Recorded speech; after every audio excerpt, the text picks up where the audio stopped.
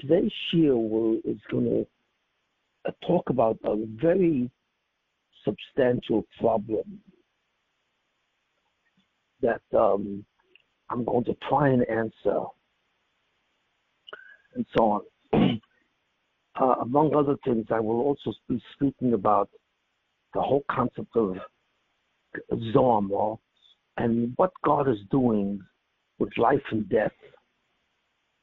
What exactly is really happening with life and death? So I'm going to say something which probably, I don't know how many people know this, but it's the essence of what a person is. It's the essence of life and death, and what is God trying to accomplish. Well, first of all, the first issue, I'm going to ask a question, which is a very powerful question, and I don't believe it's really answered adequately. So what is the question? The question is that a person, called a Zulosoi, is the recipient of Olam Haba. And the person, in order to perform, to rectify a problem that he has, is called Nam Niksufa. And we have said that the problem with Nam Niksufa that a person has before he gets to Olam Haba, in my opinion, is that it activates the Yuchot pressure of the Atzmusai. In other words,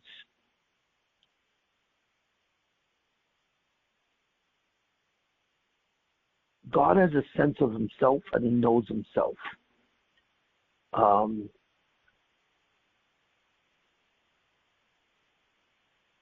And he created the Zulosai, which is man, to be a co-resident of Olam Haba with God. But what does this mean? And what is the origin of Nam Ksufa? The problem here is that this is not simply a gift that God gave man to be in eternity, Nitzchias, beyond time and space, and to live eternally. The problem with that is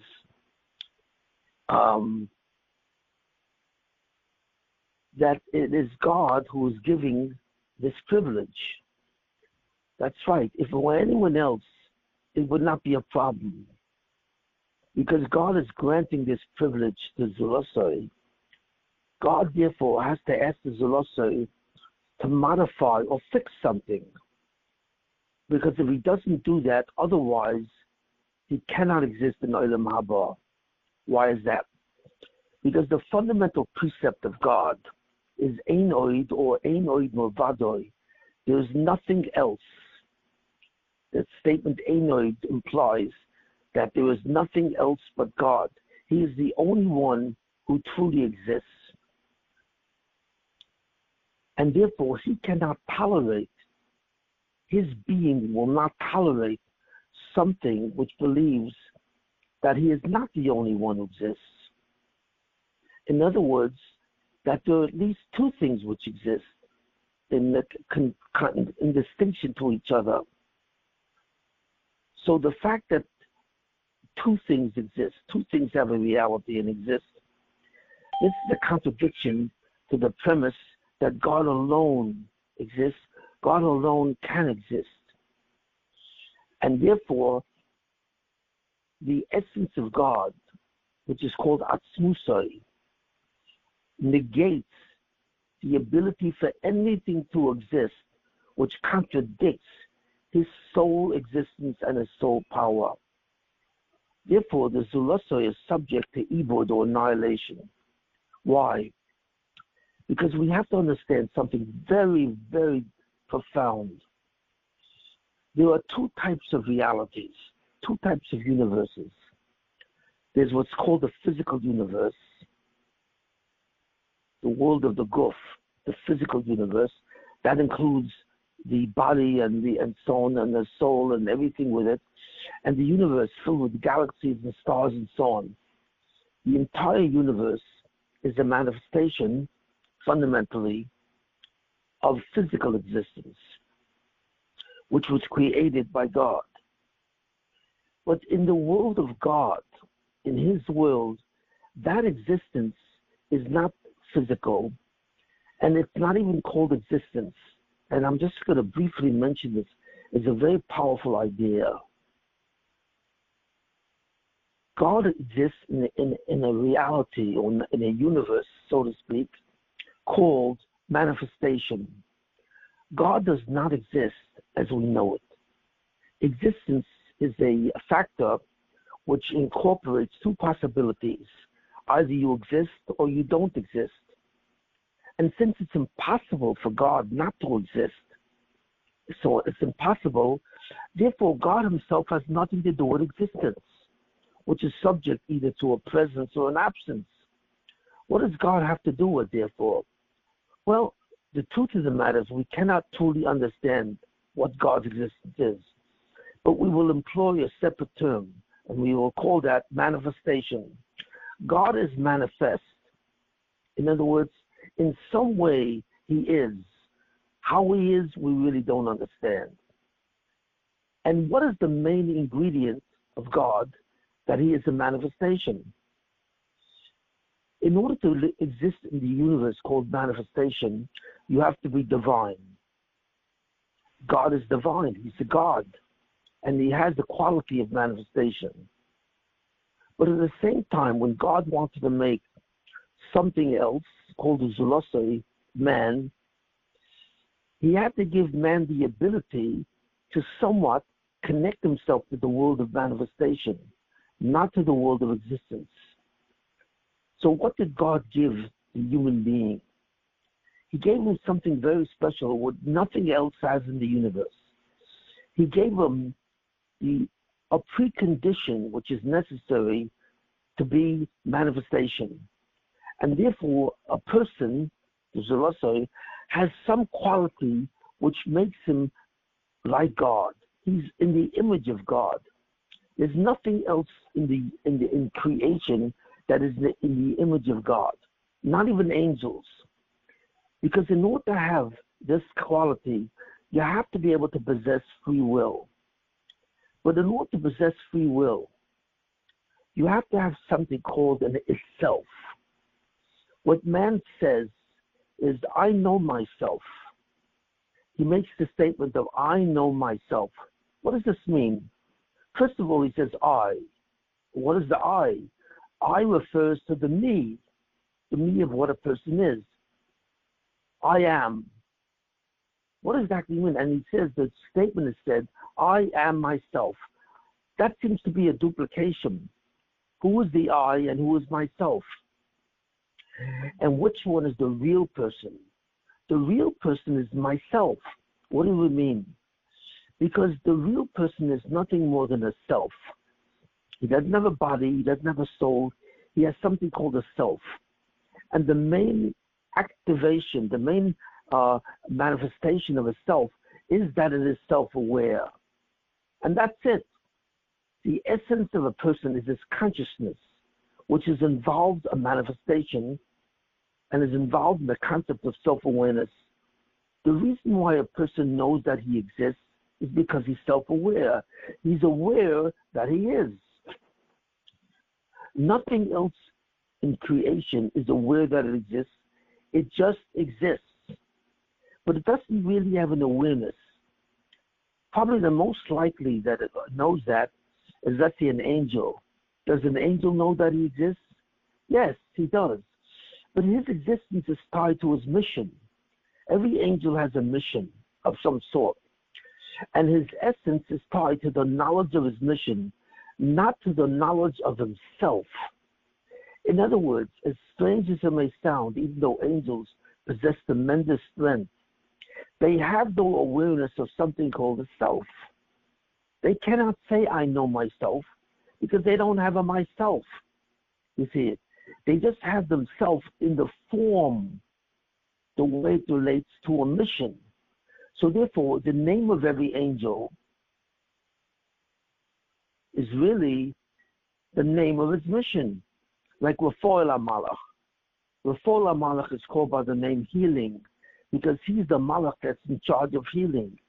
He has the knowledge of how to heal totally everything. So therefore his name is Raphael. to heal. So therefore, his name, the essence of his name, has to do with the essence of his mission. So when he refers to himself, he only refers to his mission. He does not refer to a self beyond a mission. Only man can do that. He can refer to himself as a self, consciousness, something that exists in consciousness, not just a mission. And therefore, a person can have free will. He can choose to do something, determine who he is. He has a self, and that self is mainly preoccupied with the ability to be self-aware. Now, who's the I? When he says, I know myself, who's the I? The I is actually the product of self-awareness. When a person says I, he's referring to a self-awareness of himself. But where does this concept of self come from?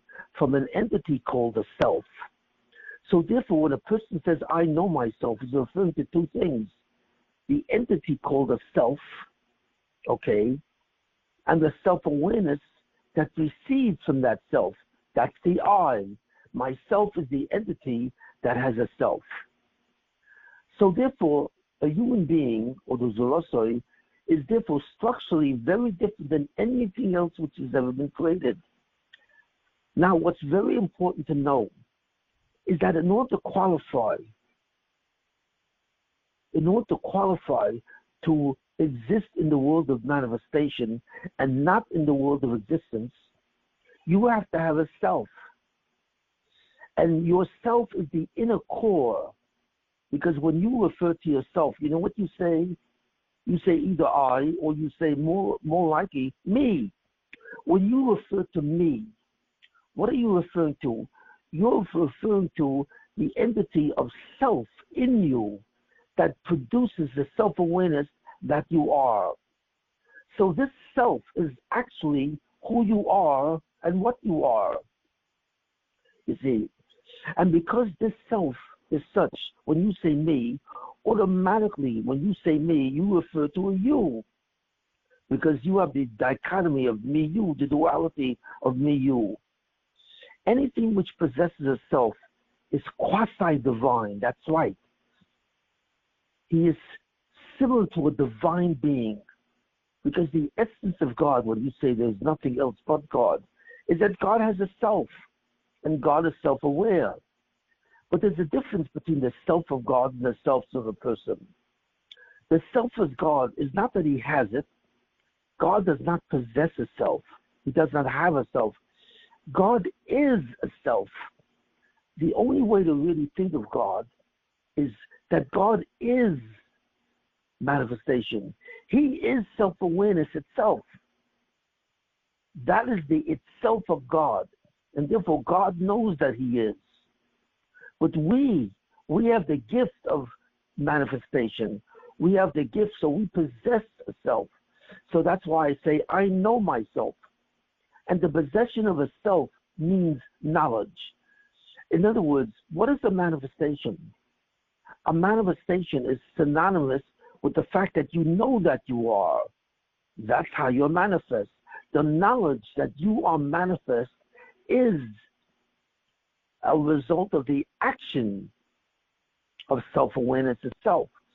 So therefore, the difference between man and God is man says, I have the knowledge of myself, whereas God says, I don't possess the knowledge of myself. I am that knowledge. Now, what exactly is that? How can you be the knowledge of yourself? Since man can only possess the knowledge, he can only have it. He is not synonymous with the knowledge, even though the knowledge of himself says that what? That he is manifest. So in that sense, man is somewhat similar to a divine being, but is not divine because he is not identical to that knowledge. Now, I'm not going to belabor the point more. I'm going to give a separate show on that. But that's what qualifies man in terms of what? Being semi-divine. And the Pasuk says that, there's a verse that says this in the Torah, in Tehillim, man is somewhat less than God. What does that mean? Because man is in the image of God. his structure is somewhat similar to a structure of God, but God has no structure. God is his structure, whereas we possess a structure that we have. That's the difference. We refer to ourselves as a possession. God refers to himself as an identity. And therefore, God is beyond time and space. He's beyond any type of existence because God is not possible not to exist. So given this fact, the human being is the only one that can be in eternity, can be in an existence beyond time and space. Nothing else could possess that finality and that end with a human being. But what God says to man is the following: because your very sense of itself automatically produces a duality, and the duality is me and you. So when you see me, God says, you see a you. Why? Because you are a me. So in your perception, a manifestation is composed of two items. It's composed of a self, which is called me, that has an itself, and there's also you. But what God says, since there is nothing else but me, I am not a you. And if you insist on believing that I am a you, and I know you can't help it, why? Because you are a me, and from a me comes a you, and I know that you can't help that. In other words, your ability to see me as outside of you is exactly what you are. It's yourself. It's only because of yourself that you see something other than yourself and you see me. But I am not a you. So therefore, I exert a pressure. My yichud, my unity, or my oneness exerts a pressure that there cannot be anyone who sees me as an outside. Because I am everything. I contain everything. And since your identity must see me as an outside, you must see yourself as a me, and automatically you must see me as an outside, you are subject to the possibility of my annihilation. My perfection, the fact that I need nothing else, is such that I don't have a cause. Why? Because I am an act of self-awareness. I don't possess self-awareness. I am the act of self-awareness. So self-awareness means that I am manifest. I have no cause. I am my own cause. And that's how it's possible for something to manifest itself without having a cause. The one difference between us and God has no cause because he is the very action. He is identical to the very action of self-awareness, which means to be. So therefore he has no cause, whereas a human being has a cause because it really possesses self-awareness, and therefore he knows that he's manifest. But he only knows that because he possesses self-awareness. What? As a possession. So therefore, since he has it as a possession, everything outside of man, which is outside, he sees them outside, is a you. So God said, even though I have formed you as an act possessing self-awareness, but your self-awareness contradicts my essence, and therefore my essence will automatically annihilate you. So therefore, that's the one thing. As I create you, I must annihilate you at the same time. And that contradiction is called Nam Lesufa, bed of shame, because you are disempowered. Since you are self-awareness, you possess self-awareness, and you possess the knowledge of yourself, you see, you therefore should see me in the same way as a you. But the very gift that I gave you, that you can have a self where you see yourself and you see me as outside of yourself, is also a contradiction to me, which cannot survive. So therefore, as I give you the gift of having a self and being self-aware, so you know that you are, and you can have free will, You cannot survive me. So you have to fix this one problem, which is called Nam Sufa. And this is the whole reason why God created the physical universe. So God created man in two forms. He's a soul and he's a body. What does that mean? He's a soul and a body. Which one is he? Is he his body or is he his soul? So what we know, really, man has a soul which separates from the body at death. And then the soul goes on alone to a spirit universe. So most people think that man is a soul. So what's the purpose of the body? The purpose of the body is to see everything separate. The body and the soul is reality. It is two realities.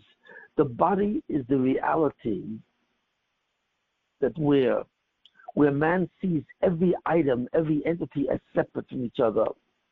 In a room, for example, if you're in a room, you see the concept of every entity being separate. You see the furniture, you see the couches, you see the bookcases, you see the desks and so on. Every entity is separate from every other entity. But in the spirit universe, you don't see that. When the soul sees an item, it does not see a separation. It sees how everything is connected. Something like a thought. When the thought sees a couch, a bookcase, a desk, when you have a thought about that, you have the thought of a furniture piece. You see what they all have in common. So therefore, a thought is the unification of separate items in terms of its general concept. The body does not see a general concept. The body sees an entity separate from every other entity. But in the mind of a person, when he has thoughts, he sees everything connected to each other. So in a certain way, the soul knows what it knows as thoughts. In a certain way, which I will explain later on, the thoughts are actually the visuals of the soul. We cannot understand that. The soul sees everything connected. The body sees everything separated. So therefore, the body is really a lens. It's not the person, and neither is the soul. The soul and the body are not the person. Rather, it represents a certain reality. It represents the reality or the network of entities, how they fit together. The body sees a perception of a reality where all entities are separate from each other. It sees this through the eyes. The eyes form an image in the brain of all items separate from each other. But the soul, when it sees all things with its own spiritual eyes as connected. It therefore has an organismic view where everything is really connected, like the body. In the body, all the organs are connected because all the organs advance us towards the same possibility to have life. All the organs of the body contribute to the possibility of life. The stomach digests foods, the heart circulates the blood and so on, but all of them have the same task and the same mission, to provide the ability to live. So the body is called an organism where all the entities, the separate organs, are really united in their mission. The soul sees reality as an organism.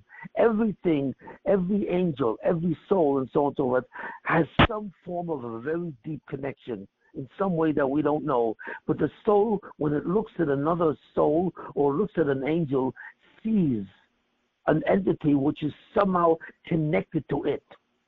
So the soul sees the unity of everything. It sees the world organismically. The body sees the world as separate items. And they will always remain separate in the eyes, in the image of the brain. So what's the purpose of the soul and the body? And the soul and the body really surround what? They surround the self. A human being is really a self. He's really self-aware. That's his essence. And therefore, reality comes from the mind of man. And therefore, when the soul sees reality, the reality of spiritual world, through its lens, it sees everything is connected. When the body sees everything through its eyes, it sees everything is separate. And God says to the person, who's a combination of the body and soul, he's a combination of two sensory organs, the soul and the body. And he says to the person who's the self, he says, I want you to know that I include everything in me. There is nothing outside of me. So I'm going to give you a reality which is supported by your eyes and your body, where you think that everything is separate. So therefore you will also think, right? You will also think that I am I'm outside of you. And you will say to me and you. But I am not a me and you.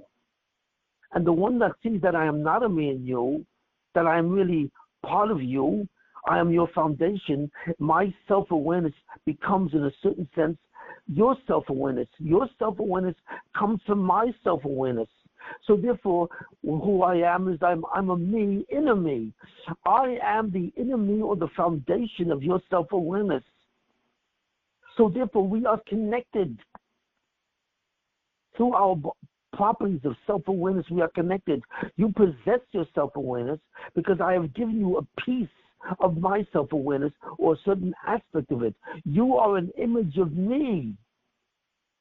Your self-awareness that you are comes from me. So therefore, I am not a you. I am someone in you. And therefore, you have to obtain this knowledge. So therefore, the purpose of the body and the soul are to present two different perceptions of a reality. One which is a mistake, that God is a me and you, or that we and God are a me and you, and another type of perception that God is a me, inner me. The soul is the one that sees that God is my foundation. It projects the reality where everything is connected and we are an organism. The body projects the reality that everything is separate. And you have to choose between these two perceptions.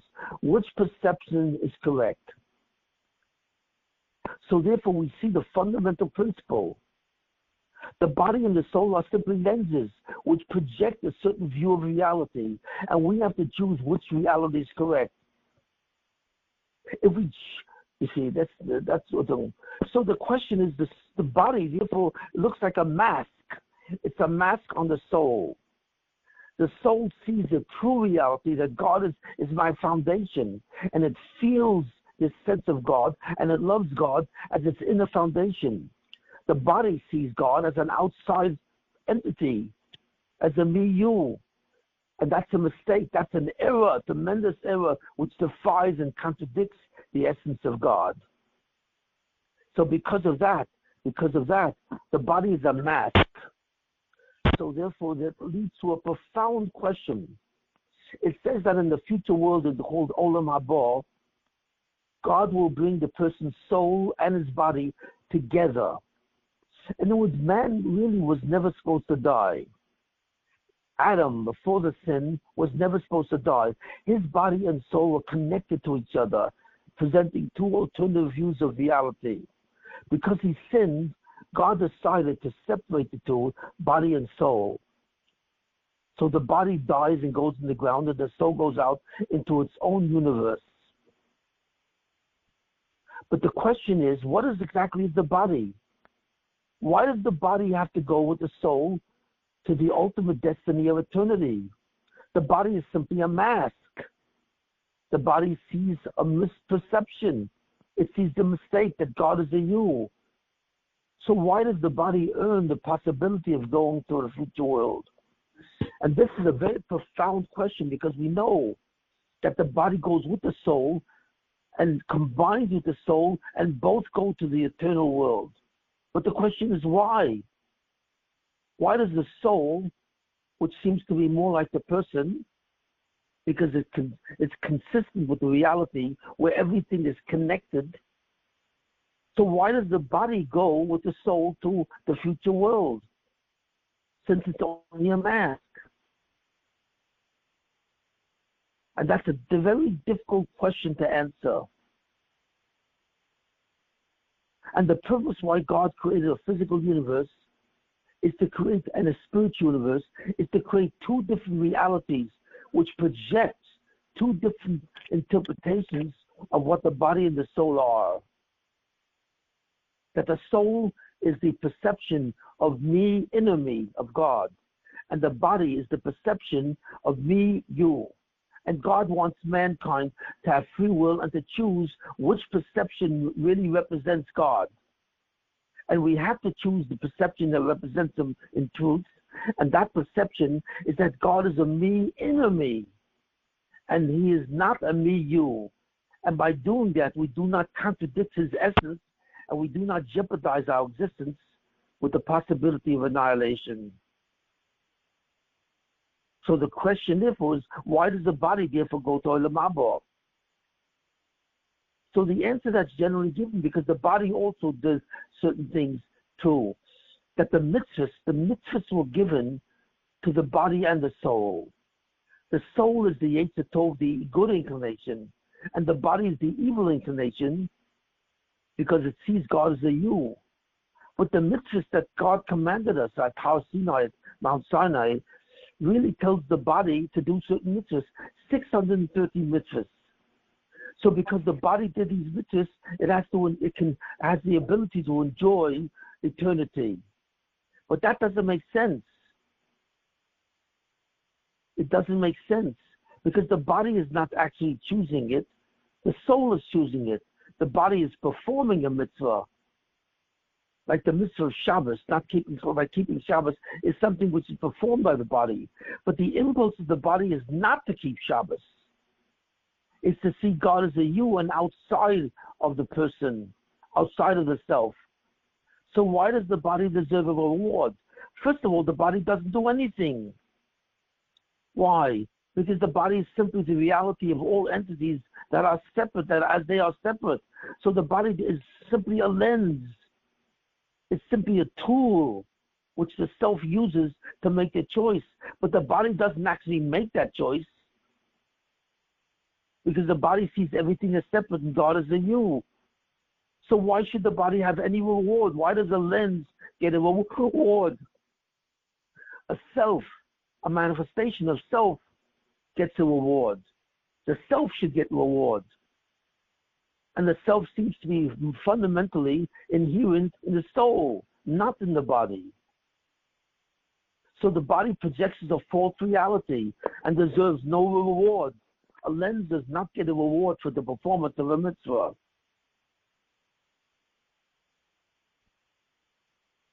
How do we know that the soul goes with the body? Because of the mitzvah, the resurrection of the dead. The Torah says that one day, and we say this in our Shimon Esrei, God will resurrect the dead.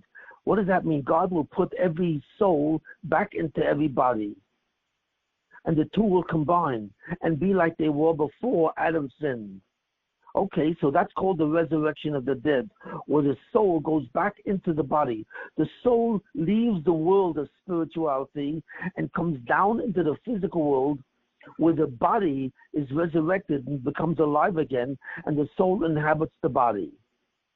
That's called the resurrection of the dead. But we don't understand, and from there the soul and the body in combination go to the future eternal world, which is beyond time and space. And my question is why? Why is there such a mitzvah of resurrection of the dead? In fact, resurrection of the dead is considered one of the primary mitzvahs in the Torah. That we have to believe that this is a fundamental part of our faith, that the body and soul will be resurrected, and the Mashiach, especially the Mashiach ben Yosef, or the Mashiach ben Nun, is the one who's going to participate in the resurrection of the dead. Why is this so important? Why is this even possible? How could the body even go to Olam Haba? So this is the question that I'm going to try and answer.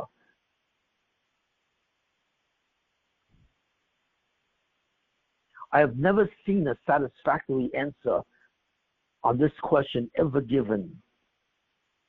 Simply what is given is that the body deserves because it does mitzvahs. But I maintain that the body does nothing. It does nothing. It is simply a lens. So that's the question that I'm asking.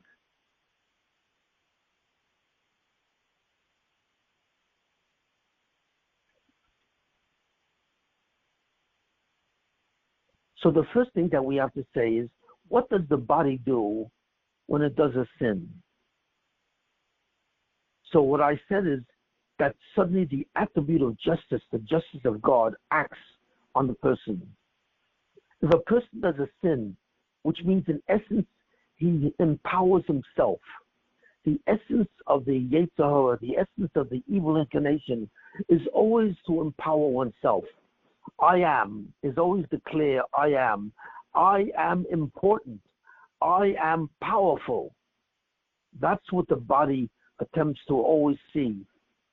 Since I am alone and I am me, and everything is outside of me, the person says, I have to empower myself. I have to empower myself. That's what the body sees.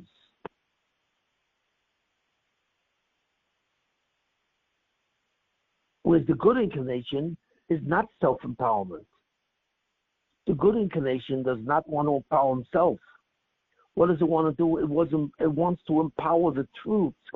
The definition of the good inclination, or the Yetzer Tov, is called truth and power. Whatever is true has to be empowered. And the truth about God is that he is not outside of us, he is inside of us. But the concept of the evil inclination is to empower the self. I am important, I am powerful, and God is outside of me, and I have to empower myself. So the evil inclination wants to empower that which is false. The good inclination wants to empower the truth. It wants to empower what's true. So what happens if the person chooses to do a sin? He chooses to reinforce his view that God is outside. And that, of course, jeopardizes his existence. So what happens? So technically what happens is, according to the attribute of justice, according to the attribute of justice, it will manifest something called yichud pressure, which is the fantastic power of God to contradict or reject anything which opposes his essence. So therefore, what does he do? How does he annihilate a person? Well, the way he annihilates a person is that fundamentally what he does is permanently separate the body and the soul. That's it. When the body and the soul are permanently disabled and permanently separated, what happens to the body? It has no life. When the soul leaves the body in death, the body leaves its life. The body cannot live without the soul. So therefore, as soon as the soul is completely separated and permanently separated from the body, why? Because the body chose a false view. So therefore, the body immediately disappears. It doesn't die. When the body dies, the skeleton is still around. But we're not talking about death. We're talking about annihilation. The attribute of justice annihilates the person by separating the body and the soul. So the body does not die. The body disappears. It's annihilated. And what happens to the soul? Well, the soul is the reality created from God. So therefore the soul, that reality which is created from God, disappears. Or in a certain way, it kind of goes up and it reattaches itself to God. So both disappear. And therefore that's their annihilation. The body disappears because it has no life. And none of that, it has no existence. The soul disappears because the reality of me, inner me, also disappears. In other words, the entire person, body and soul, disappears, separates permanently and disappears. That is the attribute of justice. And that comes from the yichud pressure, the power of God's unity, as he annihilates anything which objects to his unity. So we understand the concept of how the body and the soul attribute themselves to the person. A person is a combination of the body and soul, where he gets its life from the soul. Both are annihilated when he sins because he suddenly contradicts the essence of God. But what happens? God does not want the person to disappear. Why? Because he loves the person. He creates the person or forms the person. And therefore the person is actually God's child. You have to understand this very powerful concept. In a certain sense, God loves the person. And therefore, the last thing that a father wants to do or a parent wants to do is to annihilate his child.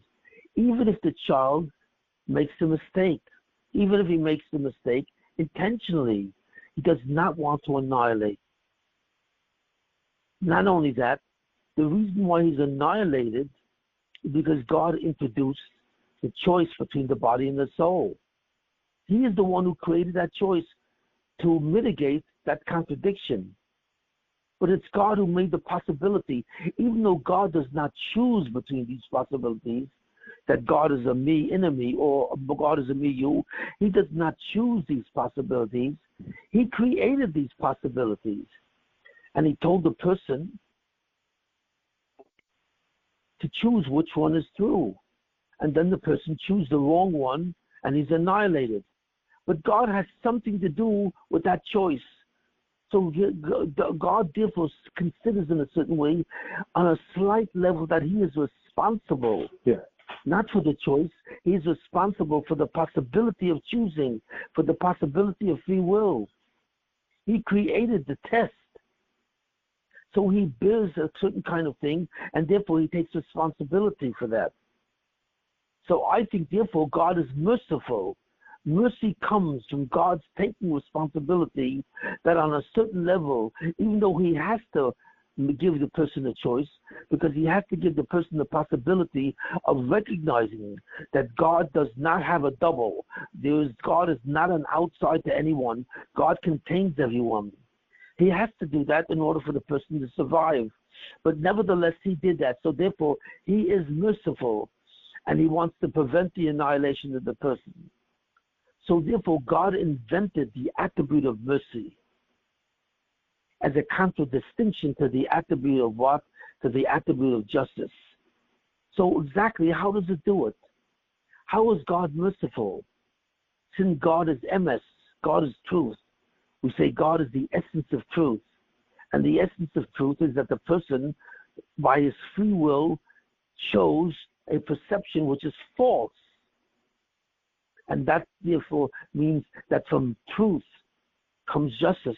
Justice is based on truth. Mercy is based on love. And which is greater? Is love greater or mercy, or is truth greater? Well, the fact is, we say Hashem Elokeichem emes. God is a God of truth. He represents the essence of truth. Therefore, truth dominates mercy. So first of all, when God is merciful, in a certain sense, God hides his mercy. He doesn't want his mercy to be visible. And how he does that is a certain thing which I've spoken about, and I will give a share on that in the future. But God also functions not only by the attribute of justice, which represents truth, but he represents the attribute of mercy, which represents love. But how does God take care of the fact that the man sinned? The fact that the man sinned, rejected God by considering him to be a you, that's a fact. So you cannot remove the fact, because once the fact is done, it's done. So how does God cancel the attribute of justice? Or does he cancel it? The fact is, God does not cancel truth. The fact of the matter is the person did choose that God is a you and does contradict God. But if it's a fact, how does God allow that to be canceled? So this is a very deep mystery. In fact, this is the deepest mystery in the Torah. How does justice and truth live together? How do they coexist? How do they operationally coexist? How can both be operational? This is the notion.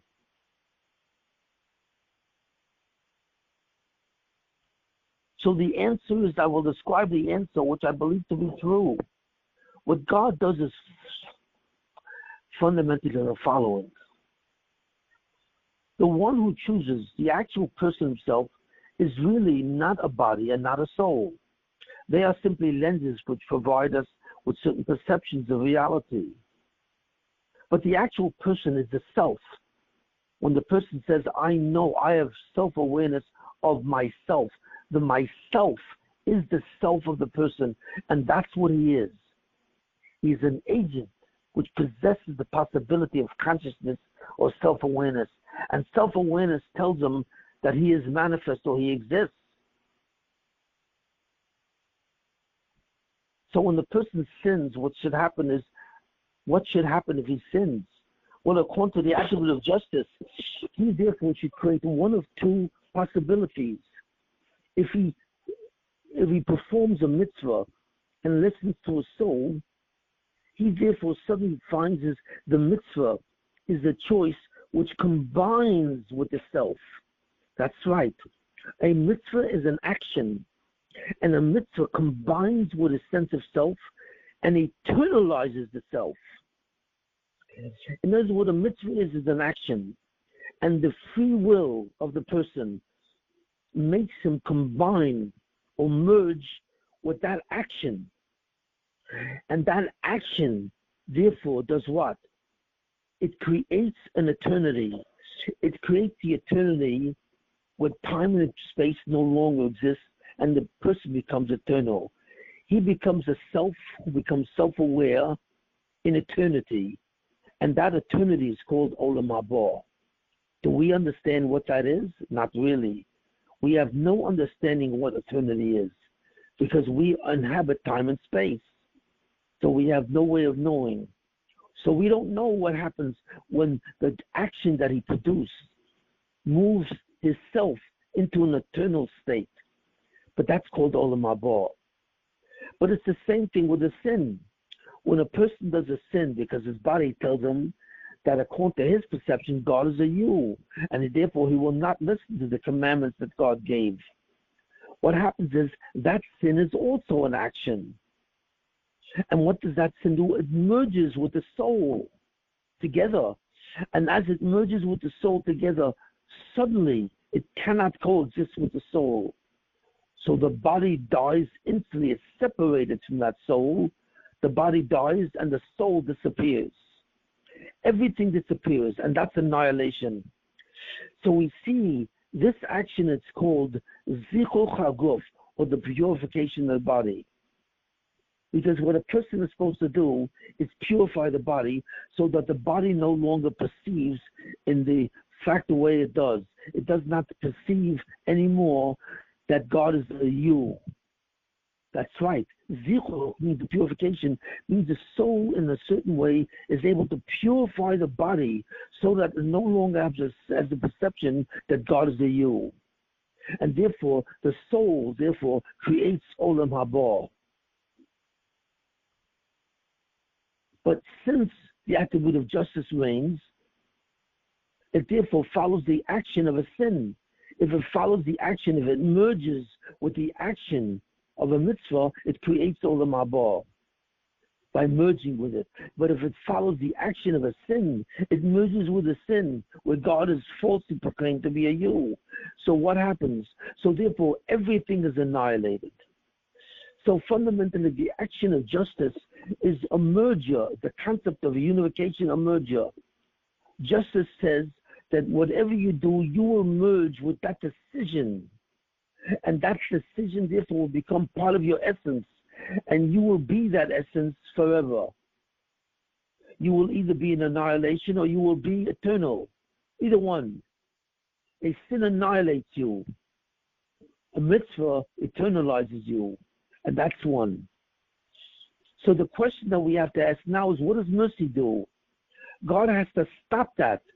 The only way to do that is to stop that what?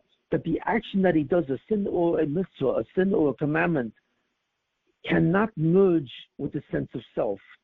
Because if it merges, the sense of self becomes that which the body or soul tells him to do.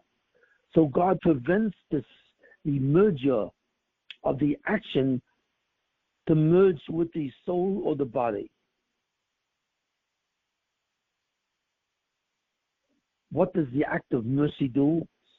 God takes the action and it suddenly makes that action into an angel, into an entity called an angel. You see? And what that angel does is something else. The angel, first of all, so if the person does a mitzvah, well, assume that the person does a sin, then that sin becomes an angel. Before that becoming an angel, what was that mitzvah? Well, what was that sin? That sin was an action which merges with the sense of self. But by the attribute of mercy, that action becomes an entity. It's not an action anymore. It's an entity called an angel, and that is the angel of death. What happens is the sin becomes an angel itself. The angel has the mind of the sin. So the angel sees God as a you also, just like the sin did, because the consciousness of the angel reflects the consciousness of a sin. Therefore, that angel is called a malach havola, an angel of destruction. And what that angel does is a very interesting. That angel is called the malach hamovis, or the angel of death. What exactly is death? And that's what we have to look at. Death is called an action of zoama. What is zoama? Zoama, the Hebrew word zoama means contamination. So the angel, which is created from the action of a sin, leads to death. He becomes the angel of death. And what is death? What exactly is death? Well, death is nothing more than a progressive annihilation. That's right. If you think of what death is, you'll suddenly realize that God did not change the byproduct of a sin. In other words, you still tend towards annihilation. In the attribute of justice, the person is immediately annihilated. But in the action of mercy, since the sin becomes an angel, the angel now wants to live. And the only way he knows how to live is to absorb the kedusha of the soul. But as he absorbs the kedusha of the soul, what happens to the soul? The soul slowly disappears. In other words, death is nothing more than a temporary or a progressive form of ibud. The soul slowly disappears because its kedusha, its holiness, its substance is being sucked out of it to a process called yunika. So death is really annihilation, but in slow ways. For example, what is Zohar? Zohar is contamination. And Zohar entered the body of Adam Rishon and entered the soul. That's right. Zohar entered the body and the soul. The contamination of the sin entered into the body and soul. So both body and soul go into a state of contamination. But what does it do? What it does is it begins to rob the soul of its kedusha, its holiness. And as it robs that, the soul becomes depleted. And eventually, if that will be allowed to persist continuously, the soul will disappear. And that's considered annihilation. So look at Zoma. Zoma is all evil that happens to the body. It's all evil. So, for example, when you're sick, when you're physically sick, what do you feel? Pain. And what is that pain? That is the pain of slow annihilation. In other words, you are not annihilated, but you slowly move towards annihilation, but only progressively. Because now that your sin has become an angel and it needs your kedusha so it can survive, it robs your soul of its kedusha and slowly becomes stronger. But your soul is becoming weaker. And if the angel was successful and took all the energy of your soul because of that sin, so takes the first man, Adam Rishon, when he sinned and he ate from the tree of knowledge of good and evil, he created an angel, the angel of evil, the angel of death, which suddenly began to nourish itself or suck away the kedusha of the soul. So suddenly Adam Rishon felt something that he never felt before. which is what? Which is pain. There was never any pain before Adam Rishon converted his evil impulse into an angel. Because what is the pain? The pain is simply this. As the angel sucks out the kedusha of the soul, it becomes stronger and stronger. But that's impossible, because the angel wants to become God. It thinks that it can become God. It has the duality of me, you. It thinks that God is outside, and that if it absorbs enough of the kedusha, of the sin of the person, it can become a divine figure. And it can't cancel God. It can become stronger than him. But that's impossible. You cannot become God, because God doesn't possess self-awareness. God is self-awareness. So the truth of the matter is, you cannot become God, no matter how much kedusha you have. That's an impossibility. So what happens to that angel? It's annihilated. Because just like the soul represents a contradiction to God, because its sense of self contradicts God's sense of self, it has to be annihilated. So this angel will actually want to become God. It wants to have a power of a God. Is surely annihilated. So therefore, every sin what a person does is automatically annihilated, because the angel represents that sin. That sin is not represented as an action. It's represented as an angel, as an entity. And what happens? He's annihilated. So the sin is gone. The person is depleted somewhat. And the pain of the person really represents the angel, the annihilation of the angel.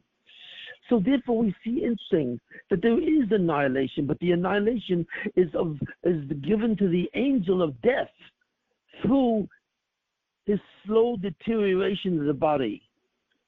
So what temporary and progressive annihilation is really represented by the body decaying, deteriorating. As the body deteriorates, it slowly is annihilated. And what is the slow deterioration of the body called? Aging. That's what aging is. That's why for the moment the person is born, he's beginning to die. Because eventually his body will age and age and age until a certain point where the body cannot live, because he will have lost all his power to live. And the angel will take his whole soul, but as it takes its soul, it is annihilated. And the soul is not annihilated. So therefore we see what mercy is. Mercy is an extended form of annihilation done progressively, not totally. So therefore the Malach HaMovet of the angel of death simply separates the body and the soul. But I said that separation causes annihilation. So therefore what you have to know is something very important. The soul is never totally separated from the body. That's right. Most people think that the soul leaves the body and the body dies. That's not true. Even though the soul does leave the body, there is a certain attachment. I don't know what it is. It's represented by, I think, something called a luz. It's a certain connection that the soul never loses with the body. It's like there's a cord, an umbilical cord between the soul and the body, and that never disappears. So in other words, for example, on a yahrzeit, on the day of the death of the person, where people go to the grave to commemorate the day of death, that's called a yahrzeit. And it says that the soul goes down to the physical world and is represented by the dead body. The soul stays by the grave on the day that the person died. That's right.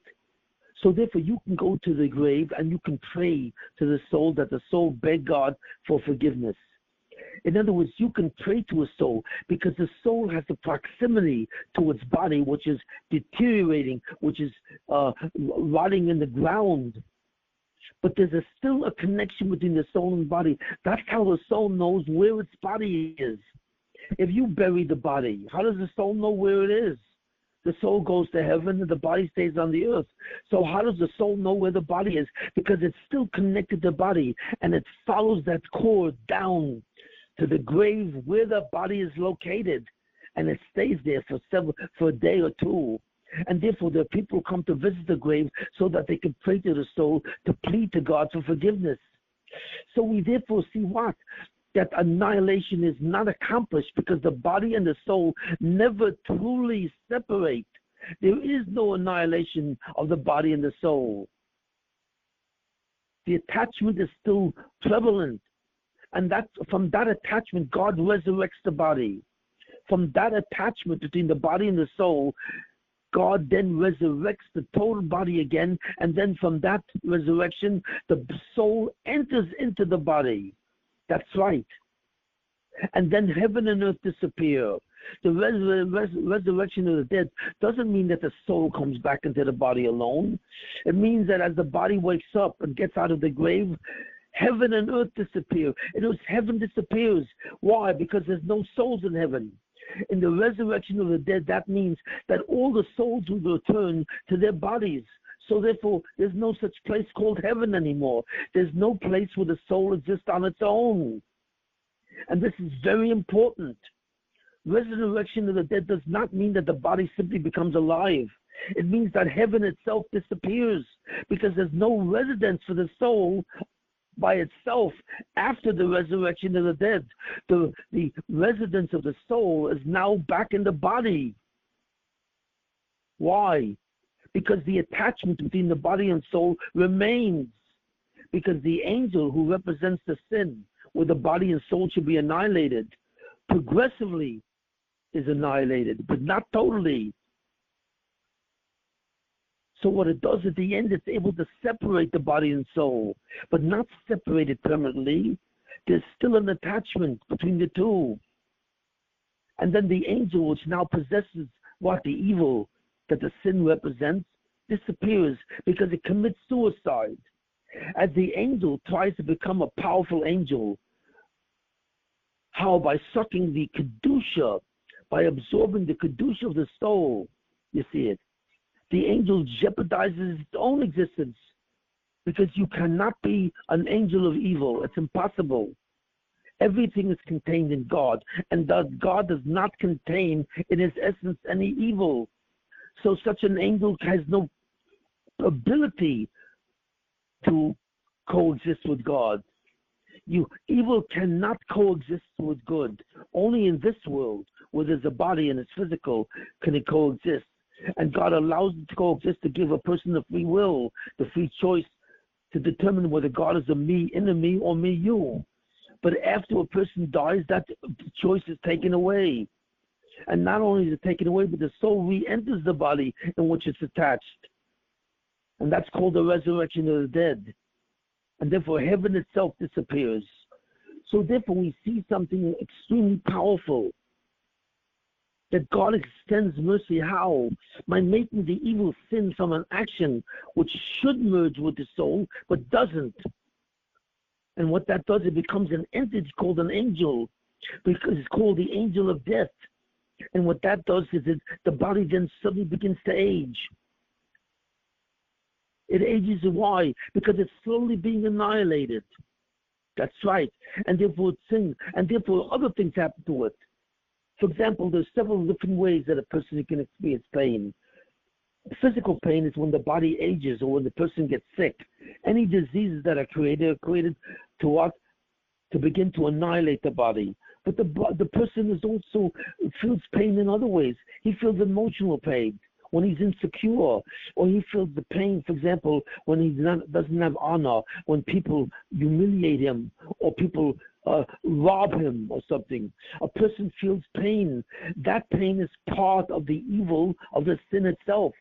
So therefore, the sin fundamentally becomes an angel which is able to inflict pain, because pain is nothing more than the infliction of a sin. It comes from the sin. It comes from the partial annihilation of the body. In its physicality, the body dies. And the body ages. That's also from a sin. And the person experiences bad luck, where bad things happen to him in his life. Why? Because of the sin which produces the pain. Or for example, he's having a lot of problems socializing, or he's having a bad marriage. And all of this comes from sin. The presence of any pain comes from the sin. And sin is able to dominate him because he sinned. It's the action turned into an angel, which sucks Kedusha out of the person, and what? And causes pain. So therefore we see that pain is nothing more than a gradual, progressive annihilation of what? Of the body. But it's not permanent, because at the end the soul separates partially from the body, but it's still attached, and then in the end it comes back. So the resurrection of the dead is nothing more than the cessation of the separation. The separation between the body and the soul stops, and when it stops, you see, the soul eventually goes back into the body.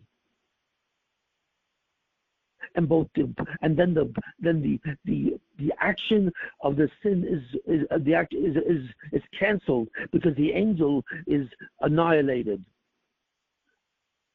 But something else happens. As soon as there's resurrection of the dead, what happens then to the sin? It disappears. And what happens to the mitzvahs? They reappear, and they merge then with the soul. So the mitzvahs that a person does merges with the soul and eternalizes the soul. It goes back to the attribute of justice. The attribute of mercy ceases. It stops. At what? At the resurrection of the dead. Because there is no more pain. There's no more death. There's no more annihilation. The body and the soul are still attached. And then suddenly the mitzvah turns into an action again. And that action combines with the soul and eternalizes it. So after the resurrection of the dead, where does the person go? He goes to the eternal world. So therefore we see death is simply a stopgap. It's simply a postponement. It's a delay. It's a postponement of eternity. By Adam Rishon, before the sin, he should have become eternal right away if he did a mitzvah, and he should have been annihilated right away when he did a sin. That's the attribute of justice. But everything was subject to the mercy, and mercy is nothing more than the postponement, where the sin suddenly becomes what? The sin suddenly becomes an angel, which attempts to take away the Kedusha and the Neshama, but the angel itself dies. And therefore, it reverts back to an action, which then, after the resurrection of the dead, when the soul and the body come together, the sin becomes the mitzvah becomes an action and eternalizes the body, and then goes to Olam Haba. That's why the series of the actions that happen is that the person is first in a state where he's a combination of body and soul. If he does a mitzvah, then the mitzvah will be an action that would eternalize the body. Then from then on, the person would go to Olam Haba. So Olam Haba was supposed to be that Shabbos. Adam Rishon was created on Friday, the 6th day. And if he would have kept the mitzvah of not eating from the tree of knowledge of good and evil, that Shabbos would have become Olam Haba. The action of a mitzvah would have eternalized his body on Shabbos. That's why Shabbos is so holy, because it represents the Shefa, or represents the energy of eternity. That's what's supposed to happen. But instead, Adam Rishon sinned. And when it sinned according to the attribute of justice, Adam Rishon should have immediately disappeared, body and soul. But God introduced the attribute of mercy. And what he did was, he made the sin into an entity called the Malach HaMavet, the angel of death. And therefore, he initiated Ibud, or annihilation, progressively, gradually, not totally. And at the end, the body simply separates from the soul, and there's partial annihilation. So the soul, meanwhile, goes to heaven, and the body disintegrates and loses. Gradually, the angel, which represents the sin, disappears. And what happens then? Then the soul comes back down into the body and is resurrected. And the person becomes body and soul together. Now you think, therefore, that the Zohar, the contamination, the energy of evil that was created by the sin persists. No, it doesn't. Because if you look at the matter, you see it's not so simple. Because we see that the angel of evil is connected to the body, and that's why in the end the body dies. But what about the soul? The soul goes to heaven. So you think that what the soul now is in a place which enjoys itself. It has the pleasure of being close to God, but that's not true. Even heaven possesses Zoma. The Zoma does not stop. The Zoma suddenly goes into the body and the person ages and dies. So therefore the Zoma, or the evil energy of the sin, stays with the person as long as he's alive. And then after the soul dies and the soul now goes to heaven, it's the Zoma, the evil energy is still there. So therefore, not only does the body have to remove the evil energy which is on it, by what? By separating from the soul. But the soul has to remove the evil energy that sits on it. Because that soul went along with the body and did the sin.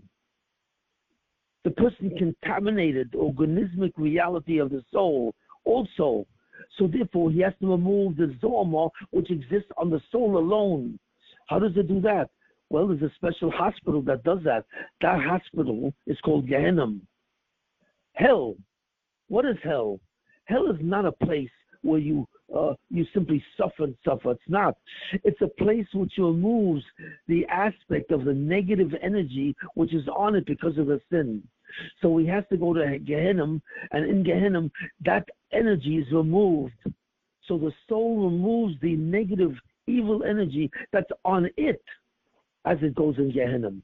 Gehenom is the place, the position that it's in, which removes the energy.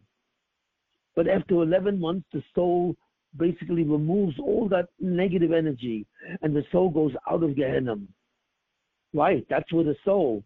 So now we understand the purpose of Gehenom. The purpose of Gehenom is to remove the negative energy which goes on the soul. It also goes on the body, and the body is partially annihilated. But then finally, when the soul separates from the body, the negative energy goes on the soul, and therefore it's removed in Gehenom.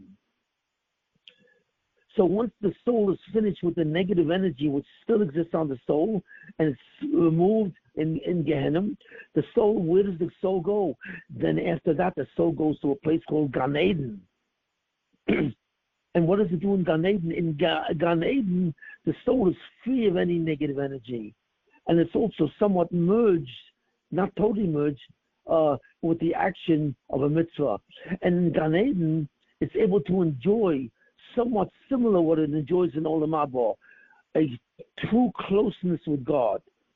But is it really close to God while it's in the Gan Eden, in the Garden of Eden? Does it really able to enjoy the proximity to God? No. Why? Because the soul cannot go to Olam Haba. It can't. Why does the soul live in Gan Eden? Gan Eden is a place which souls reside. There are no bodies in Gan Eden.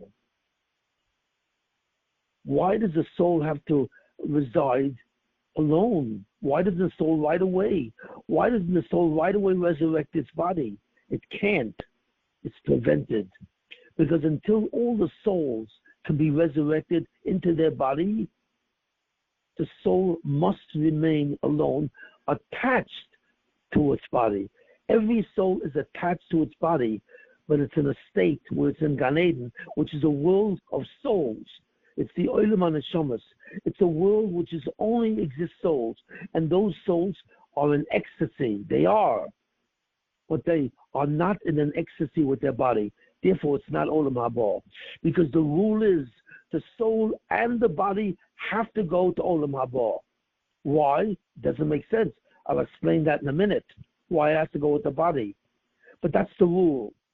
Even when the soul gets out of Gehenom and loses its Zoma, its evil contamination, it doesn't go back down to the body and join the body, which it must, because the rule is that the soul goes to Olam Haba, into eternity, and becomes close to God and becomes semi-divine only when it goes back into its body. Other than that, it cannot go to Olam Haba. It cannot be eternalized. So temporarily it stays in Gan Eden, which is a place of great ecstasy and great spirituality, but not like Olam Haba. There's a difference between the spirituality of Gan Eden, which is only partial, and the spiritual ecstasy of Olam Haba, which is total. In Olam Haba, it's in the future eternal universe. There is no time and there's no space. There is only the concept of a self and the concept of self-awareness, which is a certain manifestation. It's in the world of manifestation. Olam Haba is in the world of manifestation, not exactly where God is, but it's in a similar environment.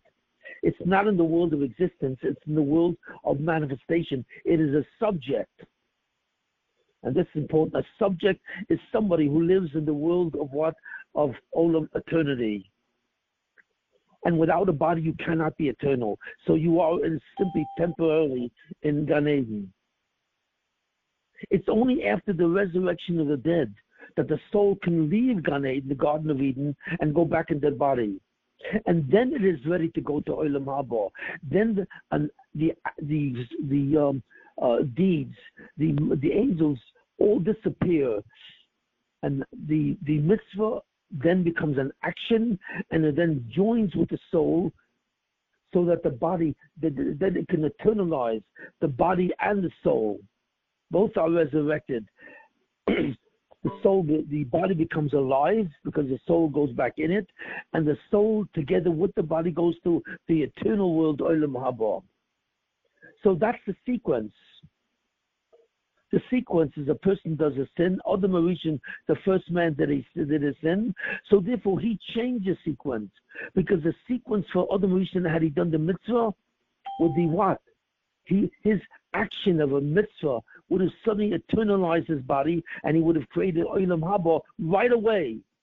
But because he sinned, now the sin has to be removed from the body and from the soul. So each one separately removes that contamination. First, the body removes it by going into the ground and being dead, and then the soul does by removing it in Gehenom. After that, the soul then temporarily has to wait till all of mankind does that equally. That's right. Mankind is an organism. And as long as one piece of the organism doesn't go to Olam Haba, no one goes to Olam Haba. You see, everything happens to mankind first. It must happen to everybody at the same time. Who is ever worthy to go to the future world, the eternal world, that has to happen to all men separately and individually, but it has to happen to all of them at the same time. So Olam Haba cannot appear until all of mankind has their bodies resurrected, their souls coming back into their body, and their actions being again the concept of mitzvahs, and therefore it suddenly eternalizes the body. And so every soul has to wait for that time in the future when the resurrection is done to every person who died. Every person in human history who's worthy of it. It's possible that he will not be worthy of the future world and he's annihilated. But everyone who is worthy of the future world, and therefore everyone is judged if he's worthy of it, if he has a number of mitzvahs enough that he would be worthy of this eternity, he is judged. And it's determined whether or not he's worthy of it. If it's seen that his sins far outweigh his mitzvahs, then he is not worthy of the future world, and he is annihilated by the attribute of justice. And if he is worthy of it, then his body is converted into a certain substance which can tolerate Olam Haba, and his soul also. Both his body and soul are converted by the action, and it's purified totally, and they can go into Olam Haba. So therefore we see something else now. We see a very big finish. We see, first of all, that death is not the permanent annihilation of body and soul. Death is simply the temporary annihilation, and that's by the act of mercy. And we see something else, that even Gan Eden, even for souls that have been healed from their Zohar, or from the evil contamination, even that has further Zohar on it, because the soul remains solitary, isolated from its body. It cannot go to Olam Haba, and that is a certain measure of discomfort. Every soul in Gan Eden has a certain level of discomfort. Why? Because every soul in Gan Eden is alone. is isolated from its body, and the rule is that both the body and the soul together upon resurrection, only then can they eternalize the world. And this is a rule. This is a law, and I'll explain it in a minute. So even souls in Gehenom suffer. They do. And I don't care what madriga they're on, what level. They all suffer because they are all simply attached to their body. They are not in their body. And that is a suffering. I admit it's a very slight. It's not even a suffering. I would call it a discomfort. There is no soul in Gehenom who is totally comfortable. Because even Gehenom has a manifestation of Zohar. When does finally the Zohar totally disappear? At the resurrection of the dead. When the soul goes back into the body, and that then allows the action of the mitzvah to eternalize the soul and the body. So now we have a very different concept of what we had before. You see, before we thought, first of all, only the person dies, then the soul goes to heaven. Not true, because he has to go to a hospital in Gehenom in order to remove all the negative energy from the soul. That's number one. We also thought that after a soul then goes to Gehenom, he's free of Zohar, he's free of the evil contamination. No, he's not, because the soul has to remain alone outside his body, merely attached to his body. So therefore, these thoughts that we are having are mistaken. Zohar lasts until resurrection of the dead. And then suddenly their mitzvahs, their acts become actions. They are converted to an action again, and then it's capable of an action to eternalize the soul and the body together. Now, finally, to answer the question that I asked at the beginning, why does the body have to go with the soul to Olam Haba, to eternity? It doesn't make sense. In fact, I'm going to say something to you which will be shocking. That's right. Between the body and the soul, which one is greater? Is the body greater, or is the soul greater? Which one has a higher status? That's what the question is. Which one? So you would say, well, of course the soul has a higher status. The soul is holy. The body is not holy. The body has to be made holy, but it is not holy. The body sees God as an outside. It makes the mistake. It deserves annihilation if it chooses the action in that direction. The soul sees God as an inner self. It totally sees itself as a part of God. So therefore the soul has a correction. In fact, the soul simply has the same vision as if it's almost like God. If you said to God, who are you? God would say to you, I am self-awareness. I am manifestation. God would say that. If you ask that to the soul, who are you? The soul would say, I can live in the world of manifestation. Why? Why? You know why? Because I have a body. That's right. The soul would say to you, the only reason why I can live in the world of manifestation and not in the world of existence where I can disappear, but in the world of manifestation, I can also live there like God. Why? Because I have something similar to God. I have in itself. I have a self. I am a being which knows that it is. So that concept of self means that I am that self. And that self is me. In other words, it sees God as an outside. It does. I grant you that. But why does the soul see God as an outside in a certain sense? Because it has in itself. It has something which only belongs to itself or appears to only belong to itself. You see, you have to understand the power of the word itself. The only one who has an itself, who has a being in and of itself is God. God has the self-awareness and itself combined. The The human being, which is what also has in itself. It has a self. So when so therefore it knows itself. The knowledge of itself comes from itself. What does that mean? That means the itself of a person. The self of a person is somewhat what is separated from God, or it's closest to the possibility of separation. It's impossible to be totally separate from God. Why? Because God is everything. But if anything has any sense of itself outside of God, it's the soul. It's the soul. The soul has an impression of itself, and that's why the soul and the body, when they're together, they see God as a you. Why does the soul see God as a you and the body together? Why? Because of its sense of self. But you have to understand, the only one who can live in the world of manifestation, the only one who can live beyond time and space, the only one who can be eternal is only one type of being. A being which has a sense of itself. Because in that case, it's an image of God. Since it possesses a feeling that I am me, and I feel this me. When I feel the sense of me, I feel something which is outside of everything. When I feel me, I don't feel God really. That's why God says you have to correct that.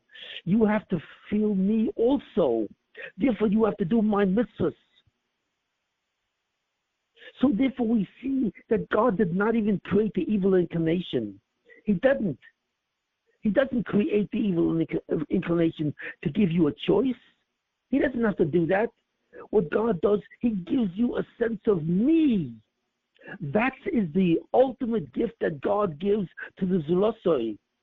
A sense of me, a sense of myself, a sense of me being outside of everything else. And from that sense of me comes my feeling of a you. So the feeling that God is a you comes from the gift that God gave him. It doesn't come from himself. It comes from the gift that God himself gave from him, which is a sense of me. The only one who has a true sense of me is God. Because God has no other connection to anything. So there's a total me. But the only one that he gave that gift, a sense of me, so that being would see everything else as a you, was the Zulosai, was the human being. So that's why it says that the human was created in the image of God. Nothing in creation is in the image of God except of a person. And in what sense? Because he has a sense of himself which is outside of everything else. That's why he said, I know myself. The myself is the ultimate gift. And you have to have that gift of the self to be in the world which God is in, which is the world of what? Not the world of existence, which can be or not be, but in the world of manifestation. The only thing that can exist forever without time and space is what? Is something which possesses consciousness, which possesses the act of what? Of self-awareness. That being is called a subject. Only if you are a subject can you coexist with God in the world of manifestation. That's the law. That's the rule. Why? Because only a being who has self-awareness knows that he is. He not only is, but he knows that he is. There's a difference. He not only is manifest, but he knows that he is manifest by himself. You have to understand what that means. That is a gift that's given only by God, which can be given by God because only God possesses that gift. Only God is true self-awareness because he is self-awareness itself. And he gave a portion of that. That's why the soul is called, the body and the soul are together, are called a chelek lekamimal, a portion of the divine glory. What makes a person a portion of the divine glory? His identity, the fact that I know myself. The myself is the most powerful element which exists in the Zulosai. And that qualifies the duality to live in eternity, to live in a space, to live in a way it's no space, to live in a position of what? Of being eternal. Because why? Because that sense of self makes him eternal. Why? Because he's a real being. Only when you possess a self are you a real being by yourself. And the key word here is by yourself. It seems to be that by yourself means outside of God by definition. So the person really realized, why does a person feel that he is outside of God and God is a you? Because it's his sense of self which sees God as other, as outside. It's the gift of God which contributes to the mistake. So God simply tells him, you have to correct this mistake, because this mistake is not tolerated by my essence. So therefore, if you don't correct that mistake, you will be annihilated. But if you correct that mistake, if you love me, and you know that I am inside you, you can exist eternally. Who will exist eternally? You. Because in a certain sense, in a certain way, or we don't understand it, it's almost as if the person is a you to God, just like God is a you to the person. If anything is said to be outside of God, or can be outside, the one who approaches that infinite possibility is the duality, is the self itself, because of itself. But the question is like this. This notion of itself, where does it reside? Does it reside in the soul, or does it reside in the body? It resides in the body. That's right. The soul does not possess that in a strong way. The soul only possesses the concept, God is inside me. That's it. It doesn't really possess that concept of me. That's why even though the soul is in Gehenom, a beautiful place to be, it doesn't have a total sense of myself. It's missing that. Why? Because it's missing its body. Because that sense of self, which I know myself, that sense that there's a you, only exists in the body. The body is the reality perception that you are outside of God. But that's the part of the person that makes it eligible for eternity. In other words, the only reason why the soul can become eternal is because the soul has a body. It has another sense of itself as outside of God, even though that's not true.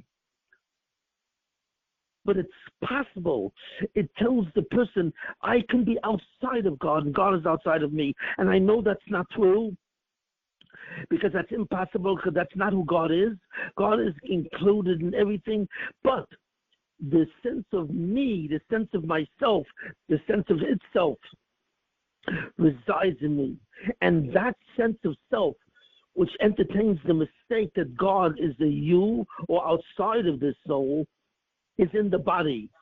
So therefore, when you really think of it, there are two truths that are incredible truths. Between the body and the soul, it's the soul, it's the body, which is the Ika. That's right. The soul sees things as God thinks it sees. It sees things organismically, that God is part of it. But only the body, the soul sees things organismically. That's the natural perception of the soul, organismically. God is inside me. Okay. But the view that God is outside, which comes from the essence of me, comes from the body. So therefore, with respect to Olam Haba, with respect to eternity, with respect to what? To manifestation, with respect to being a subject, to respect to being qualified to be in Olam Haba, that chus comes from where? It comes from the person seeing himself as himself, by himself. It's that quality which entitles him to eternity. And that quality really only exists in the body. That's why the soul without the body doesn't have that sense.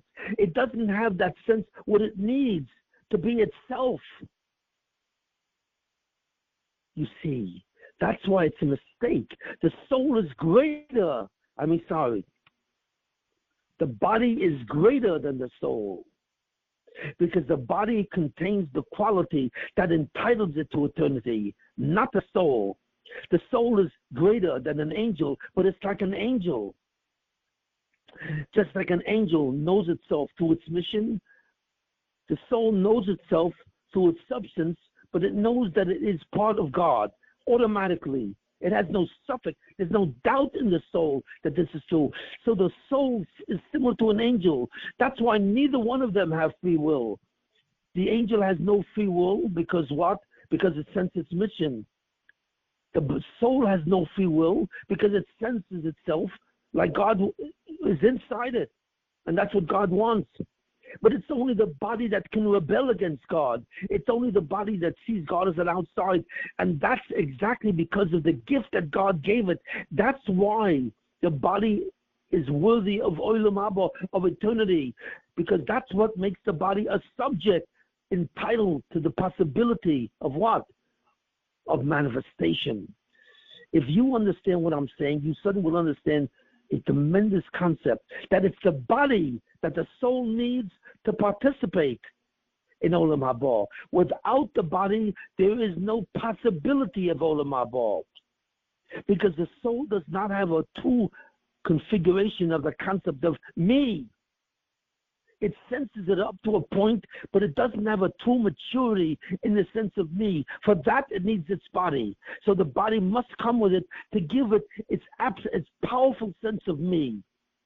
But the soul gives it its Kedusha. So that's where the two combine. The Kedusha comes from the soul. The sense of me comes from the body, and only from the body. And it's the sense of me which is greater than the Kedusha.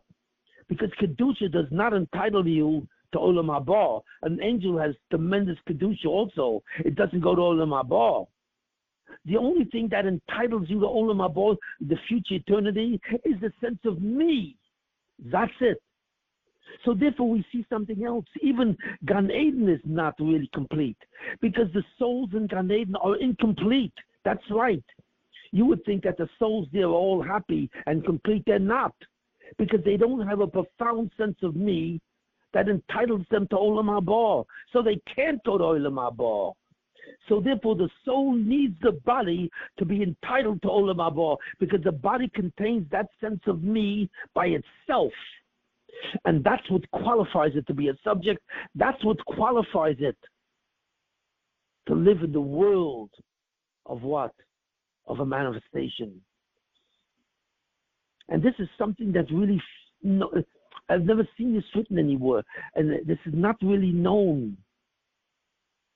But there will be a shock when the resurrection of the dead occurs.